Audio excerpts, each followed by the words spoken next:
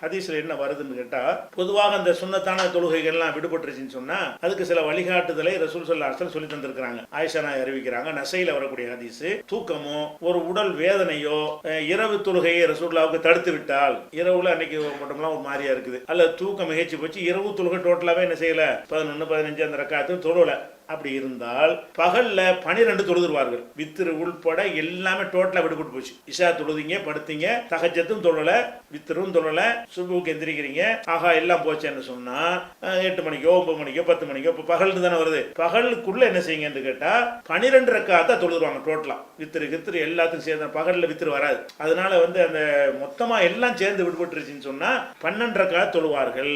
அப்ப உங்களுக்கு வித்திரு மட்டும் விடுபட்டா அது வேற சட்டம் இருக்கு. வித்திரு உள்பட எல்லாம் சேர்ந்து விடுபட்டுருச்சுன்னு சொன்னா நீங்க என்ன செய்யணும்னா, பகல்ல காலையில சுபுக்கு அப்புறம் தொழுவுக்கு தடை செய்யப்பட்ட நேரம் அது கழிஞ்ச பிறகு நீங்க என்ன செய்யலாம், சூரியன் உதிச்ச உடனே நீங்க 12 ரக்காத் தொழுதுக்கலாம். இது ஒரு விஷயம். அதே மாதிரி நசையில ஒரு ஹதீஸ் வருது. நீங்க வித்திரு கேட்டீங்கல்ல, அப்ப என்ன செய்யறாங்கன்னா, ஒரு பள்ளிவாசல்ல இக்காம சொல்லியாச்சு. அப்ப அப்துல்லா இப்னு உமர் அவங்கள தொழுவைக்க வேண்டி வெயிட் பண்ணிட்டு இருக்கிறாங்க மக்கள்லாம். அவர் லேட்டா வர்றாரு. என்னங்க நாங்கெல்லாம் உட்கார்ந்து இருக்கிறோம், நீங்க வாட்டுக்கு லேட்டா வர்றீங்கன்னு, நான் வித்திரு தொழுதுகிட்டு இருந்தேன் எங்க சுபுகத்துல, அதாவது வித்தருடைய டைம்லாம் முடிஞ்சு போச்சு, சுபுக தொழுகை ஜமாத்துக்கு வெயிட் பண்ணிட்டு இருக்காங்க. இவர் லேட்டா எந்திரிக்கிறாரு. எந்திரிச்சு என்ன செய்யறாருன்னு கேட்டா வித்திரு தொழுவுறேங்கிறாரு. அப்ப கேட்கறாங்க, என்ன பாதல் அதானி வித்திரும், சுபுக்கு வாங்கலாம்னு சொல்லி இப்ப போய் வித்திரு தொழுவீங்களா அப்படின்னு கேட்ட உடனே அவர் என்ன சொல்றாரு, நான் ஆமா அப்படிதான் தொழுவுறேன், பாதல் இக்காமத்துக்கு பிந்தி கூட நான் தொழுவேன், வாங்குக்கு பிந்தி மட்டும் கிடையாது, இக்காமத்து சொன்ன பிறகு கூட நான் வித்திரு தொழுதுட்டு கூட என்ன செய்வேன், இந்த சுபுக நான் தொழுவேன் அப்படிங்கிறாரு. சொல்லிட்டு அப்புறம் இவரு சொன்னது மார்க்கம் ஆகுமா, ஆவாது. அவர் ஆதாரம் காட்டுறாரு.